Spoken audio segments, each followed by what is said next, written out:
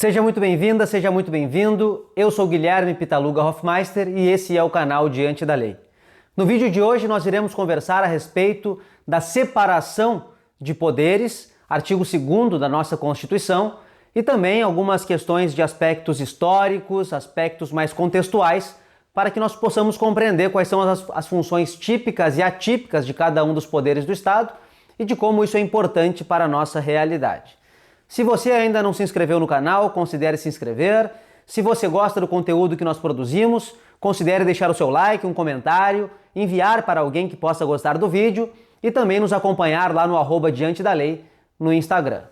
Então vamos lá. O artigo 2º da Constituição da República Federativa do Brasil, de 1988, diz que há uma divisão de poderes no Brasil, poderes independentes e harmônicos, que são o Legislativo, o Executivo e o Judiciário. Mas de onde vem essa ideia?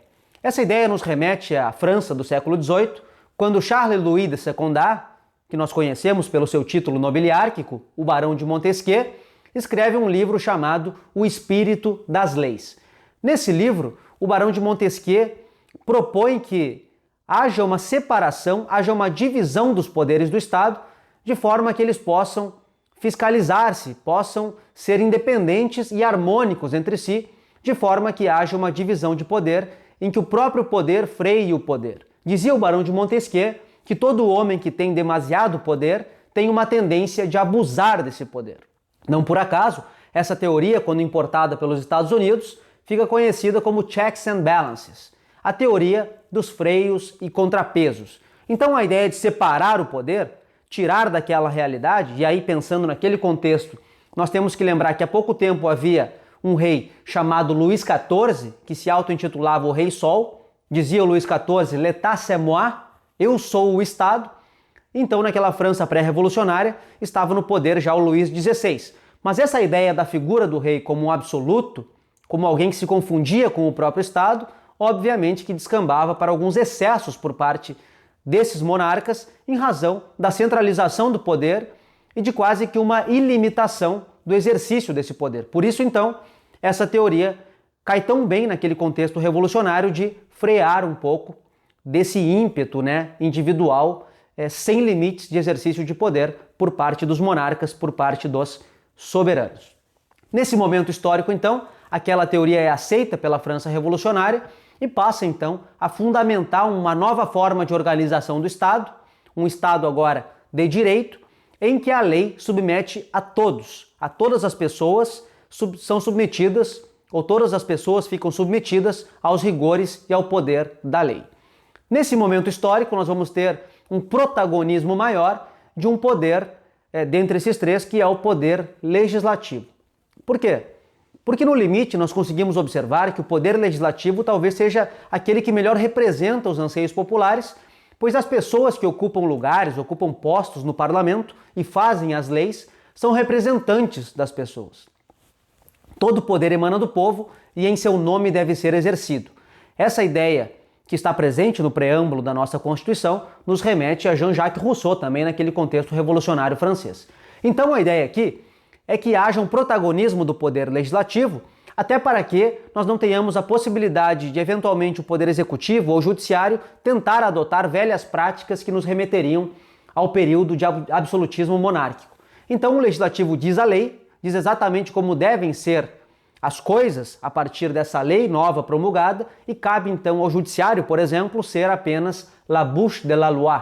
O juiz seria então a boca da lei, sem muita margem para interpretação, sem risco de que essa nova ordem passasse a funcionar como funcionava a velha ordem, porque muitos dos juízes de antes continuariam sendo os juízes desse novo momento pós-Revolução Francesa.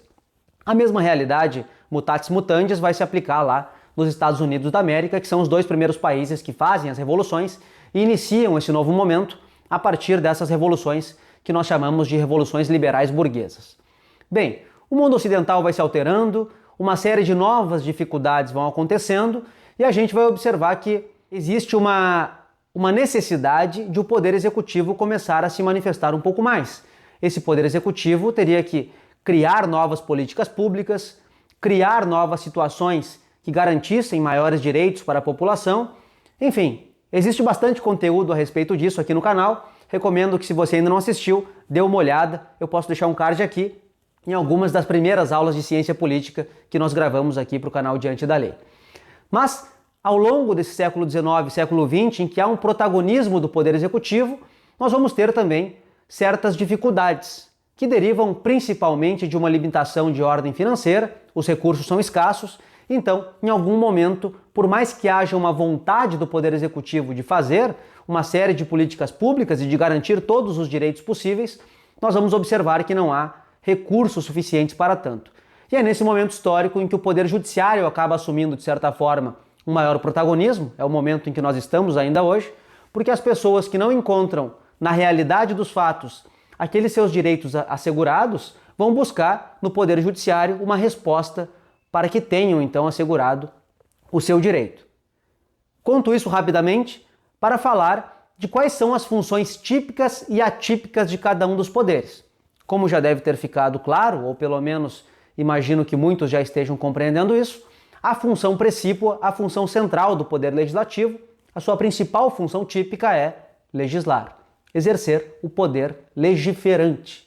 Além disso, a nossa Constituição vai dizer também que é uma função primordial, essencial do Poder Legislativo, o exercício da fiscalização. Então, as funções do Poder Legislativo são legislar e fiscalizar. Vamos ao próximo poder.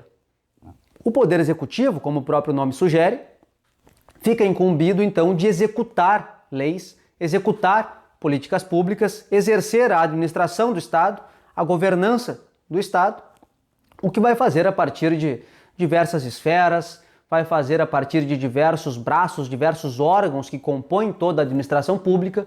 Então, isso faz parte precipuamente do Poder Executivo, que vai então exercer essa função central de administração e de governança. E, por fim, o Poder Judiciário é aquele poder que tem a incumbência de exercer a jurisdição. Jurisdição vem de jurisdictio, que significa dizer o direito. Não apenas dizer o direito nas academias, mas dizer o direito no caso concreto.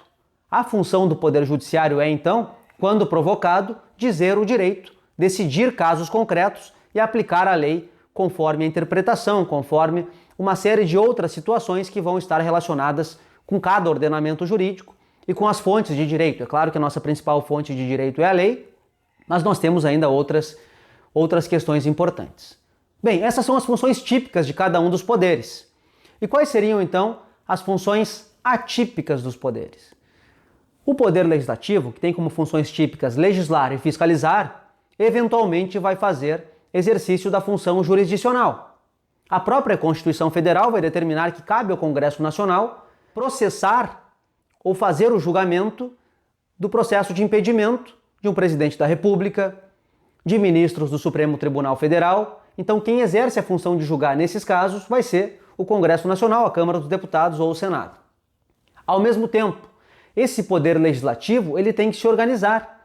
Ele precisa estabelecer como serão as subdivisões, como se dará a elaboração de concursos públicos para trazer funcionários para dentro do Poder Legislativo. Então, ele acaba exercendo também essa função mais administrativa, muitas vezes. Nós observamos essa possibilidade.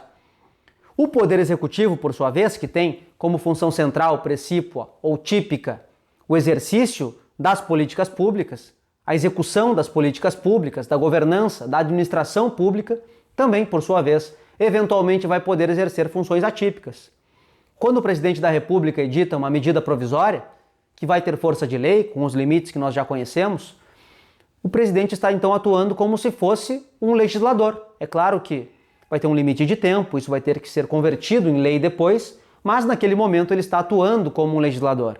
Quando nós pensamos no processo administrativo, que eventualmente vai ter lá a aplicação de uma multa, pode aquela parte que está interessada recorrer dessa multa e eventualmente a própria administração pública, lá no processo administrativo disciplinar, vai poder excluir essa multa ou vai majorar essa multa, mas enfim, existe um processo administrativo disciplinar que é todo regido pela administração pública, então nós temos também um exercício de certa forma de jurisdição por parte do poder público, lá por parte do Poder Executivo.